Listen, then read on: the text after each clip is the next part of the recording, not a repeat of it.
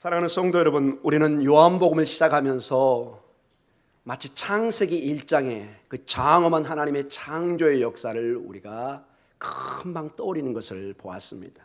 요한복음 1장 1절에 태초에 말씀이 계시니라. 태초에 하나님께서 천지를 창조하십니다. 태초에 말씀이 계셨고 이 말씀이 하나님과 함께 계셨으며 이 말씀은 곧 하나님이시라고 그럽니다.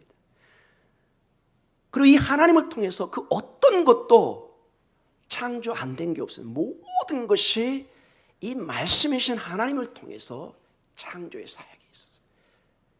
그리고 이 말씀은 곧 우리의 빛이요 생명이십니다. 이 놀라운 창조의 사역 속에서 우리에게 생명의 빛을 보여주고 있습니다. 오늘 6절에서 13절까지는 이 놀라운 비밀의 사건을 전하는 증언자가 나옵니다. 이 놀라운 비밀을 하나님께서는 직접 그냥 하늘에서 이렇게 말씀하시는 것이 아니라 바로 한 증언자를 통해서, 증인을 통해서, 전도자를 통해서, 선포하는 자를 통해서 이 하나님의 말씀을 전하기를 원합니다. 즉 여러분과 제가 바로 그 증언자인 것을 또한 도전을 받습니다. 오늘 이 본문의 말씀을 통해서 세례 요한의 사역이 바로 우리의 사역이고, 세례 요한이 그 선포했던 그 놀라운 하나님의 창조의 사역이 우리의 선포를 통해서 이루어지고 있고, 선포하는 우리에게도 그 창조의 역사, 생명의 역사가 임하고 계심을 여러분 믿으시는, 도전을 받는, 새로운 힘을 얻는 시간이 되시기를 간절히 축원합니다. 이제 거의 신방이 끝나가면서 제가 신방을 하면서 느낀 게 있습니다. 많은 우리 성도님들이 기가 죽어 있습니다. 힘들어 하십니다. 가장 힘들 때라고 얘기합니다. 그런데 그 얘기는 여러분이 여러분의 부모님들에게 많이 들었던 내용입니다. 힘이 들지 않을 때가 없습니다. 여러분. 사랑하는 성도 여러분, 주님은 말씀하십니다. 수고하고 무거운 짐진 자들아 다 내게로 오라. 내가 너희를 쉬게 하리라. 그리고 오늘 본문의 말씀을 통해서는 세상이 상상할 수 없는 이 창조의 능력이 너희 안에 있어. 너희에게 역사하고 있으니 그 빛을, 그 어둠이 절대로 이기지 못한다고 그랬죠. 그 빛은 계속해서 비추고 있습니다. 이게 1장 5절에 가장 중요한 메시지였습니다. 그것뿐만 아니라 하나님의 이 놀라운 창조의 생명이 오늘 우리에게 계속되고 있습니다. 여러분 힘을 내시기 바랍니다. 이건 단순히 나의 어떤 생각의 신앙 고백 차원이 아니라 창조가 실제인 것처럼, 우리가 실제로 이곳에 탄생해 살아가는 것처럼, 산과 들이 있는 것처럼 하나님의 새로운 창조의 역사는 오늘 우리에게 역사하고 있는 것입니다. 여러분 그걸 믿으시기 바랍니다. 그것을 삶에 적용하시기 바랍니다. 어떤 사람의 책처럼 당신의 하나님은 너무 작습니다. 이런 책을 쓴 게 있습니다. 유명한 베스트셀러 책이었습니다. 이제 더 이상 우리 안에 계신 하나님이 작은 하나님이 아니라 창조주 하나님으로, 능력의 하나님으로 여러분의 입술을 통해서, 여러분의 삶을 통해서 고백되고 적용되는 역사가 있기를 간절히 축원합니다. 그 시공간을 초월해서 이 땅에 존재하시는 그 빛, 그 생명, 그 능력의 하나님이 구체적으로 우리에게 임하였을 때 어떤 역사가 일어날까요? 그 온 우주를 창조한 그분이 육신을 입고 우리 안에 왔을 때 어떤 역사가 있을까요? 그 파괴력, 그 능력, 그 생명력, 오늘 그것을 한번 호흡해보고 그것을 느끼고 우리의 근심, 걱정이 36개 도망치는 역사가 있기를 간절히 축원합니다. 여러분 축원합니다. 더 이상 마귀가 내 귀에 속삭이면서 너는 실패자야, 너는 안 돼, 너는 부족한 자야, 예수의 이름으로 쫓아내는, 창조주의 이름으로 오늘도 당당히 맞서가는, 나는 하나님의 자녀로서 1장 12절의 말씀처럼 영접하는 자 곧 그 이름을 믿는 자에게는 하나님의 자녀가 되는 권세를, 힘을 우리가 가지고 있습니다. 파워입니다. 파워. 세상도 권세 있는 사람에게는 아무도 덤빌 수가 없습니다. 왜? 그 힘이 있기 때문에 그렇습니다. 왜 우리가 여러분 기르가 죽어서 살아야 됩니까? 여러분 세상의 그 어떤 권세보다 더 강한 힘을 가진 우리가 당당하게 겸손하지만 믿음으로 발걸음을 내딛는 역사가 있기를 간절히 축원합니다. 아멘. 이 놀라운 생명을 빛을 소개하는 사람이 오늘 소개되고 있습니다. 6절입니다. 같이 읽습니다. 요한복음 1장 6절입니다. 하나님께로부터 보내심을 받은 사람이 있으니 그의 이름은 요한이라. 요한이라. 자, 하나님께로부터 다른 사람이 아니라 하나님께로부터 보내심을 받은 전령사입니다. 마치 선지자입니다. 그의 이름이 요한입니다. 이 요한에 대해서는 조금 더 바로 설명을 하겠습니다. 이러한 하나님의 보내심, 하나님의 이 사명자의 세우심은 이미 구약의 그 유명한 이사야 40장 1절과 3절에 예언되어 있습니다. 하나님은 늘 700년 전에, 아니 1000년 전에, 수천 년 전에 약속하고 그 약속의 말씀이 오롯이 성취되도록 역사하고 있는 것을 보게 됩니다. 우리 이사야 40장 1절과 3절에 약 한 700년 전에 약속된 말씀이 오늘 성취되고 있습니다. 같이 읽습니다. 너희 하나님이 이르시되 너희는 위로하라. 내 백성을 위로하라. 너희는 예루살렘의 마음에 닿도록 말하며 그것에게 외치라. 그 노역의 때가 끝났고 그 죄악이 사함을 받았느니라. 그의 모든 죄로 말미암아 여호와의 손에서 벌을 배나 받았느니라 할지니라 하시니라.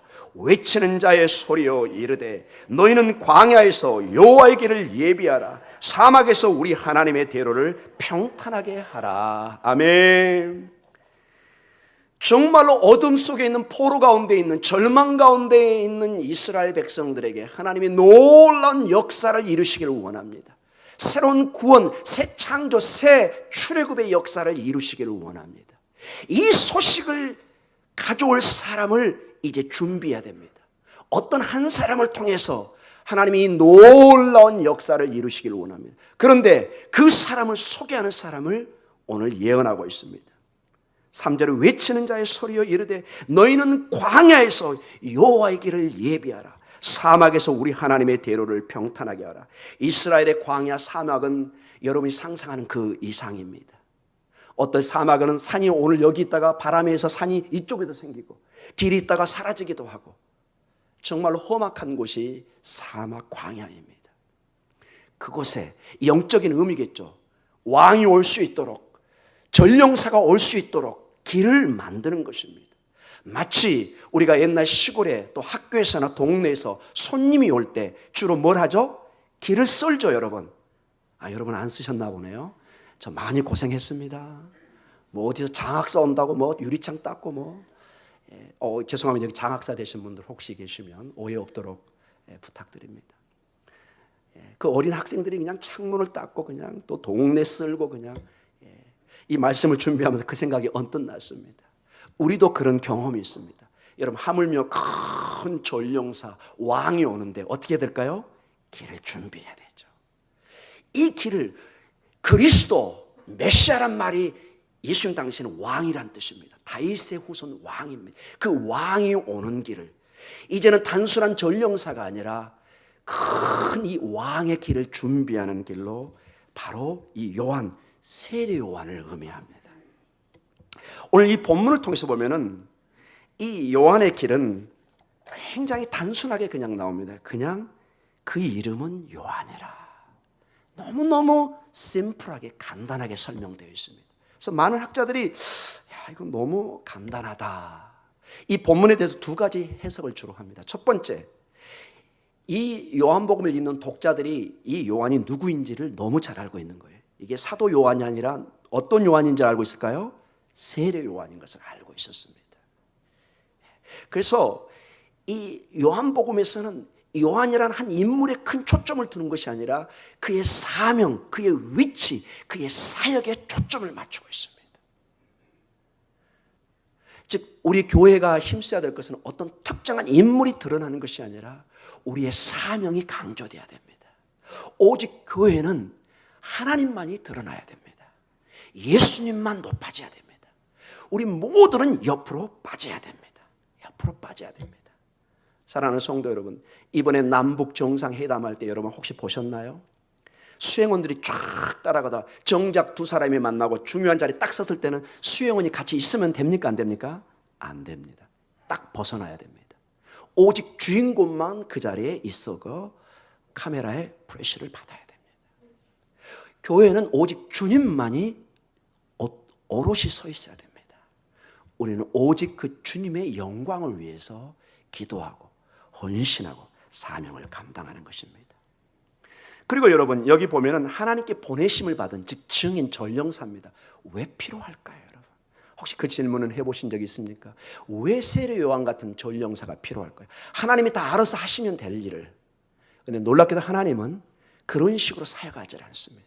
하늘에서 뭐 번개 같은 음성을 내린다든지, 하나님이 직접 뭐 천사를 보내가지고 뭐 여기에 돈다발을 떨어뜨린다, 이런 식으로 하지 않습니다. 하나님은 여러분의 호주머니를 통해서 역사하십니다. 반응이 좀 싸합니다, 여러분. 여러분의 헌금을 통해서 역사하신다니까요, 여러분. 하나님은 돈이 없어서가 아닙니다. 하나님은 우리 같은 연약한 전령사를 통해서, 복음 전도자를 통해서, 성도를 통해서 역사하십니다. 왜 그래요? 저는 잘 모릅니다. 이게 하나님의 방법입니다. 연약한데, 부족한데 하나님은 주의 성령을 보내셔서 우리의 마음에 부담감을 줍니다. 기도하면 하나님께서 마음을 주십니다. 선교에 힘써야 되는데, 전도에 힘써야 되는데, 교회 하나님의 일에 힘써야 되는데 나도 모르는 마음의 부담감을 줍니다. 그걸 통해서 역사하시길 원합니다. 그 부담감을 갖는, 그 함께 동참하고 싶은 그 마음, 하나님의 축복인 줄 믿습니다. 어차피 우리 인생은 살고 어차피 우리 돈은 써야 됩니다. 전 죽어서도 가져가려고 하는데요. No, 안 됩니다, 여러분. 우리가 기회가 있을 때 우리의 건강을, 우리의 재능을, 우리의 은사를, 심지어 우리의 물질까지도, 우리의 시간까지도 하나님을 위해서 쓸 수 있다. 복된 여러분의 가정이 될 줄 믿습니다. 하나님은 정의를 통해서 역사하십니다. 그래서 디모데후서 4장 1절과 2절에 보면은 사도 바울은 이 디모데 젊은 목사에게 주신 말씀이 있습니다. 이거는 단순히 목사에게만 주는 얘기가 아니라 우리 모두에게 주신 말씀입니다. 정말 마지막 죽어가면서 유언처럼 남긴 말씀입니다. 같이 한번 읽어볼까요? 하나님 앞과 살아있는 자와 죽은 자를 심판하실 그리스도 예수 앞에서 그가 나타나실 것과 그의 나라를 두고 엄히 명하노니 너는 말씀을 전파라. 때를 얻든지 못 얻든지 항상 힘쓰라. 범사의 오래 참음과 가르침으로 경책하며 경계하며 권하라. 때를 얻든지 못 얻든지 우리의 감정에 의해서 하나님의 일을 하지 말라는 것입니다. 항상 힘쓰라. 항상 힘쓰라. 어떤 뜻이죠? 최선을 다하라는 것입니다. 찔끔찔끔 하나님의 일을 하나님 별로 안 좋아하십니다. 나에게 건강을 주셨고 바로 사명 때문에 우리에게 건강을, 물질을, 우리 모든 걸 축복해 주셨는데 우리가 하나님 앞에 인색하게 한다면 하나님은 기뻐하지 않는 것을 알게 됩니다. 우리 가끔 그런 얘기를 하죠. 어떤 큰 사고나 일이 당했습니다. 하나님은 놀랍게 우리를 지켜주셨습니다. 우리 번뜩 생각하는 게 뭐가 나오죠? 하나님이 사명에 있어서 나를 살려주셨구나. 제가 가끔 간증처럼 얘기한 게 있어요. 유학 시절에 몇 번의 큰 사고가 있을 뻔했습니다. 치명적인 사고가 될 수도 있었습니다. 하나님이 지켜주신 걸 보면서 느낄 때가 일주일 정도 제가 막 너무 놀래가지고 정신없다가 나중에 생각되는 것이 하나님께서 아직 나에게 사명이 있기 때문에 나의 생명을, 우리 가정을 지켜주셨구나. 사랑하는 성도 여러분, 만약에 여러분이 그렇게만 생각할 수 있다면, 그래서 항상 최선을 다해서 하나님의 일을 할 수 있다면 그 사람은, 그 가정은 복된 줄 믿습니다. 생명을 위해서 힘쓸 때, 하나님을 위해서 힘쓸 때 그것은 놀라운 하나님의 축복으로, 바로 달란트 비유가 그 비유인 것입니다. 우리에게 주어진 그 달란트, 하나님께서 주어진 우리의 시간에 주어진 그 모든 것을 최선을 다해서 이익을 남기는 그러한 삶이 하나님이 도전하고 있는 것을 보게 됩니다. 우리 1장 7절입니다. 같이 읽을까요? 요한복음 1장 7절입니다. 그가 증언하러 왔으니 곧 빛에 대하여 증언하고 모든 사람이 자기로 말미암아 믿게 하려 함이라. 아멘. 그가 세례 요한이 증언하러 왔습니다. 전령서로 왔습니다. 그는 빛에 대하여 증언하고 모든 사람이 자기로 말미암아 믿게 합니다. 세례 요한은 분명한 자기의 사명을 명시합니다. 그는 증인의 사명입니다. 자기가 드러나면 안 된다는 걸 압니다. 나는 쇠하여야 되겠고 주님은 흥하여야 된다. 분명합니다. 여러분이 모든 기도 속에 주님, 교회의 사역에 나는 쇠하여지고 주님만이 흥하게 하여 주시옵소서. 근데 놀랍게도 여러분, 마치 우리가 주님 안에 죽으면 주님이 살려주신 것처럼 주님 안에 우리가 쇠해지면 주님이 놀랍게 우리를 부흥시켜 주십니다. 이게 영적인 원리입니다. 눈물로 씨를 뿌리면 기쁨의 달을 넘치게 하십니다. 여러분, 주님이 우리의 아버지시고 창조주인데 주님 안에 헌신한 사람을 부끄럽게 어렵게 그렇게 하지 않습니다. 이 시편을 통해서 보면 하나님의 자녀 의인은 하나님이 부끄럽게 하지 않는다는 명확한 말씀이 있습니다. 여호와를 가까이 하면 내게 복이라는 시편 73편의 고백이 여러분의 고백이 되시기를 주님의 이름으로 기도합니다. 세례 요한은 분명히 얘기합니다. 나는 이 사명을 위해서 왔다. 빛을 증거하는 증인의 사명을 띠고 있다고 분명히 말씀하십니다. 그리고 요한복음 1장 8절에 이런 식으로 계속 말씀을 이어갑니다. 같이 읽습니다. 요한복음 1장 8절입니다. 그는 이 빛이 아니요 이 빛에 대하여 증언하러 온 자라. 사랑하는 성도 여러분, 세례 요한은 분명히 얘기합니다. 본인이 빛이 아니라고. 나는 진정한 빛을 전하러 온 사람이지 내가 빛이 아니라고 얘기합니다. 여러분, 왜 세례 요한이 우리가 위대한 선지자로, 마지막 선자로 생각을 하죠? 이 빛을 바로 증거했기 때문에 그렇습니다. 이 빛과 연결을 짓고 있기 때문에 귀한 것입니다. 왜 우리 성도가 귀한가요? 주님과 함께 하기 때문에 우리가 귀해진 것입니다. 주님이 없으면 우리는 아무것도 아닙니다. 죽으면 그저 먼지처럼 사라지는 존재가 됩니다. 빛과 함께 있기 때문에 우리의 어둠이 물러나고 생명의 빛으로 충만되는 이러한 역사를 체험합니다. 저는 이 말씀을 보면서 언뜻 생각나는 예가 있습니다. 여러분, 이것을 가장 정확하게 표현할 수 있는 게 태양과 달의 비유입니다. 우리는 보름달이 뜨면은 큰 전등이 없더라도 밖이 환해져서 걸을 수가 있습니다. 보름달을 보면서 야, 밝구나. 늘 보름달만 있으면 좋겠다 생각하는데, 여러분, 달에는 빛이 원래 있습니까 없습니까? 달은 빛 자체가 아닙니다. 태양은 스스로 빛을 냅니다. 핵융합 같은 큰 어떤 작용을 통해서 어마어마한 빛을 보내서 온 주변에 생명의 근원이 됩니다. 달은 이 빛을 받아서 반사할 뿐입니다.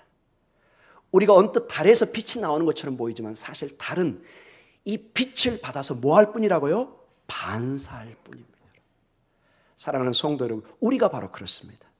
우리 자체에는 빛이 없습니다. 하나님의 생명의 빛이 우리 안에 와서 우리가 그 빛을 발할 때 놀라운 하나님의 영광이 드러날 줄 믿습니다.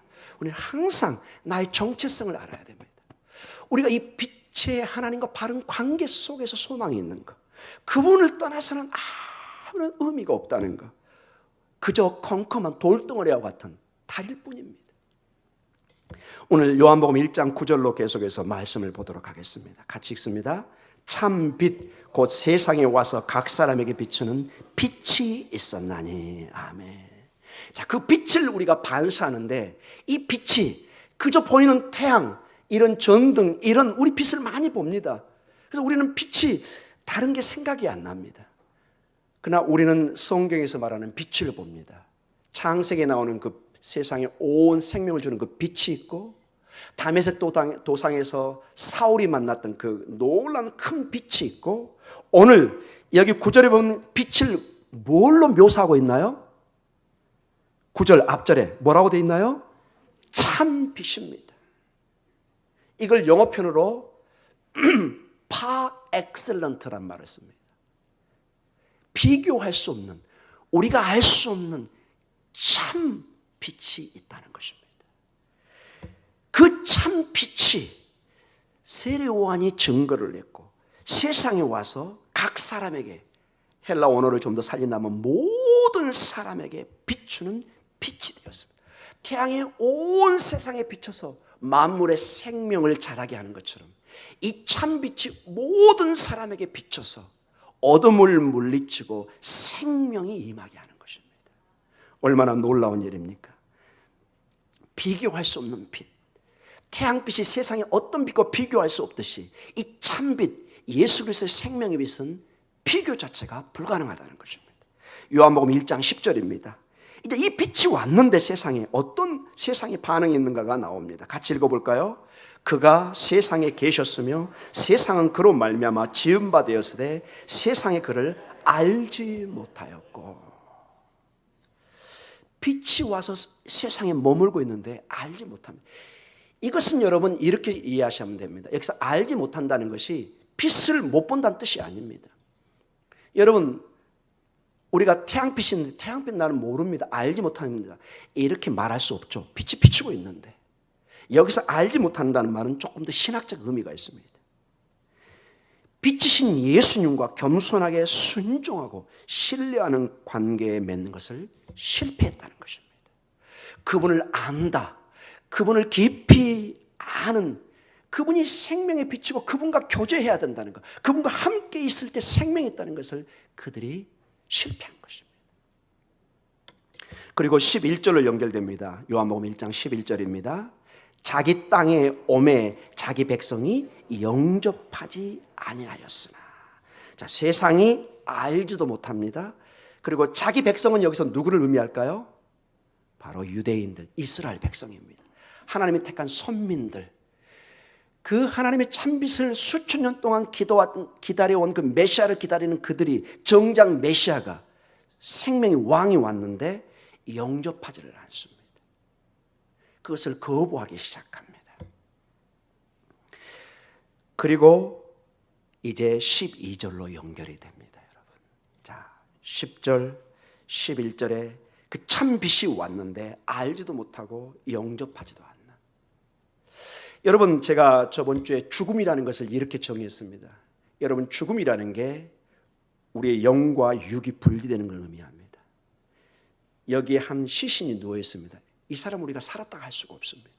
아무리 우리가 대화를 걸지만 대화를 할 수 없습니다. 그 순간은 이게 separation, 분리가 일어나는 것입니다. 더 이상 우리와 함께 할 수가 없습니다. 이게 죽음이라는 것입니다. 하나님과 우리 사이의 죽음, 어떻게 표현할까요? 생명인 하나님과 우리가 어떻게 된 거죠? 분리되는 것입니다. 하나님과 동행하지 않는 것입니다. 세상에 알지도 못하고 영접하지 않았다는 것은 영적으로 죽음 가운데 죽었다는 것입니다.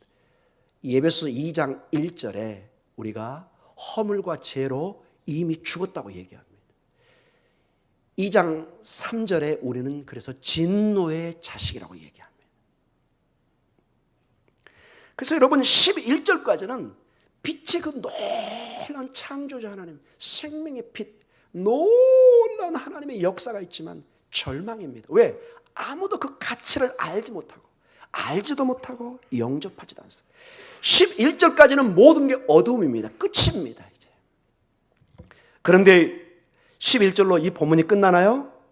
12절에 있습니다. 12절 한번 읽어볼까요? 요한복음 1장 12절. 영접하는 자, 곧 그 이름을 믿는 자들에게는 하나님의 자녀가 되는 권세를 주셨으니. 아멘. 이 번역이 잘 됐지만 여러분 혹시 볼펜 있으면 여기 꼭 적어 놓으시기 바랍니다. 아주 중요한 개념을 하나 빠뜨렸습니다.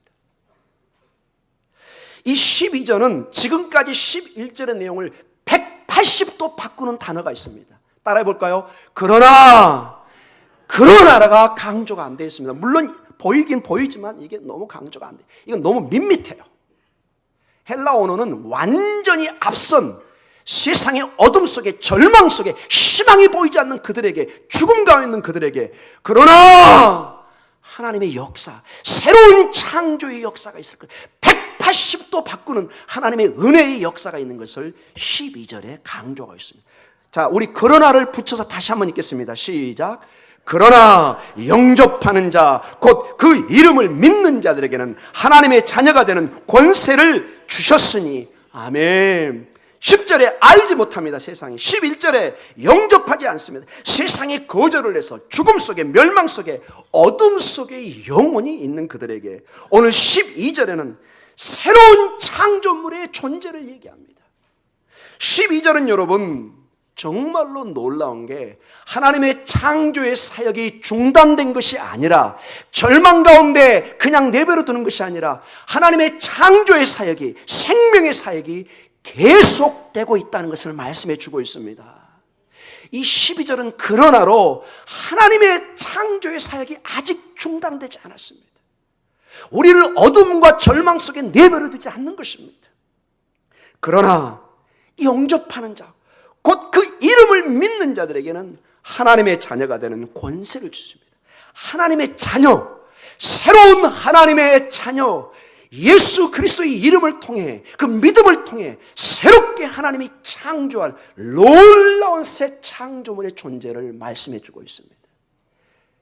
우리가 어둠 속에 있지만, 절망 속에 있지만, 죽음 속에 있지만, 그러나 이 예수의 이름을 믿기만 하면은 하나님의 자녀가 되는 새로운 창조물이 된다는 것입니다. 더 이상 어둠에 거하지 않습니다. 더 이상 죽음 속에 있지 않습니다. 하나님의 자녀가 되는 권세를 줍니다. 이 권세는 1장 5절에 보면은 그 어떤 어둠도 이겨낼 수 없는, 계속해서 하나님의 빛이 비치듯이 이 하나님의 권세는 하나님의 손에서는 누구도 뺏어갈 수 없는 하나님의 막강한 힘인 것을 여러분 믿으시기 바랍니다. 사랑하는 성도 여러분, 우리 신앙인들이 예수 그리스도 안에서 새로운 창조물 안에 있습니다. 하나님의 새로운 온 우주를 창조와 버금가는 예수님을 통해서 온 우주를 창조하듯이 우리 안에 영적인 새로운 창조를 이루고 있다는 것입니다. 그를 믿는 자는, 영접하는 자는 권세와 자녀의 특권을 주어주고 있습니다. 그리고 요한복음 1장 13절로 오늘 본문이 끝납니다. 1장 13절입니다.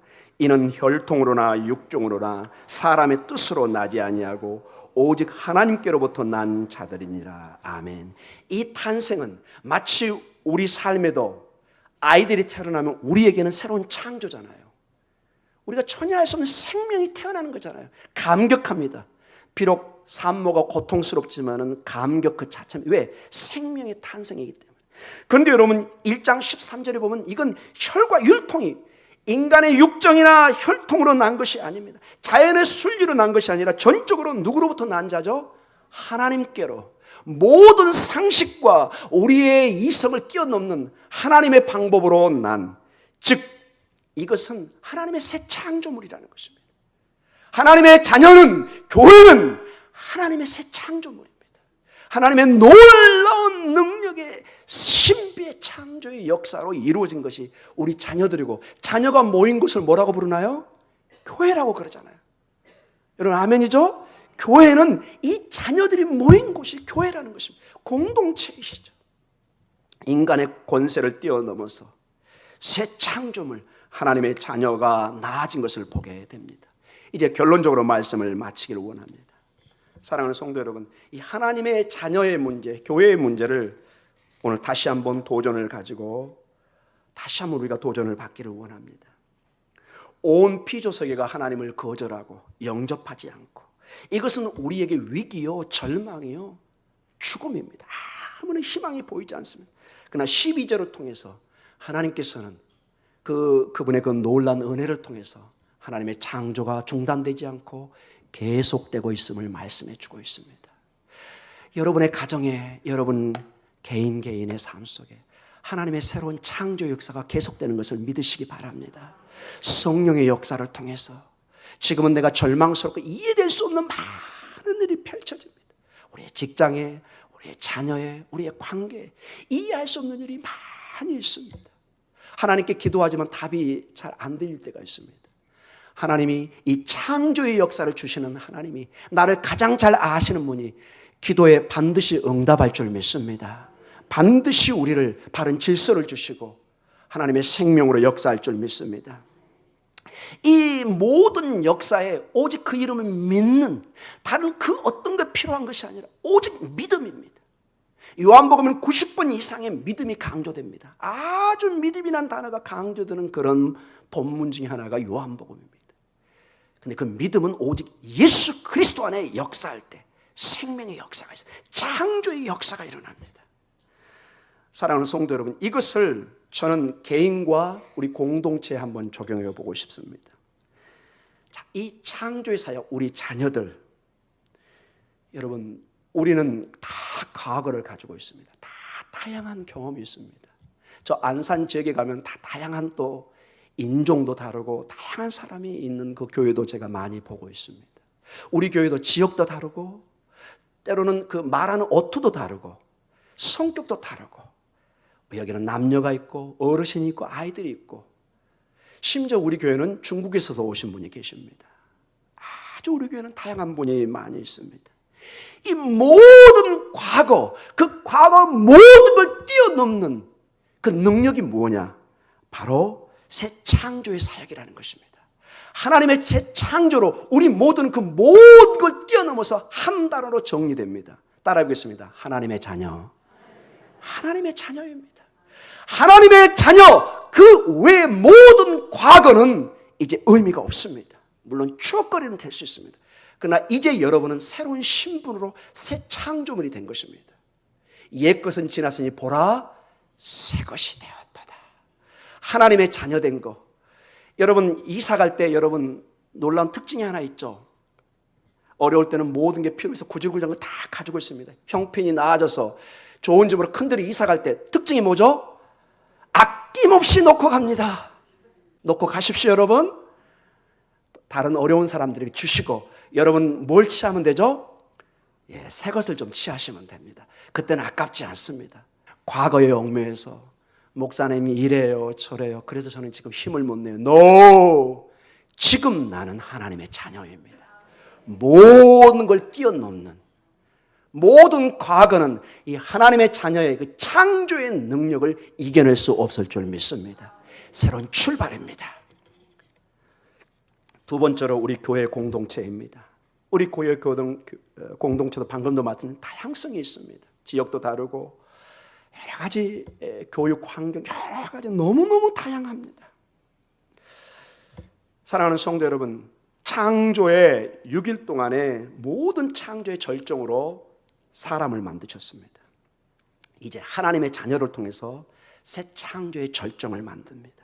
이 모든 것이 그리스도를 통해서 이루어지는데 이 사람들이 모인 곳이 바로 교회입니다. 사랑하는 성도 여러분, 우리 안에는 인종이 다를 수도 있고 지역이 다를 수도 있고 언어가 다를 수도 있고 문화가 다를 수도 있고 많은 직장도 다르고 다를 수 있습니다. 그러나 하나님의 자녀가 모인 이 공동체는 하나님의 능력으로 하나 될 줄 믿습니다.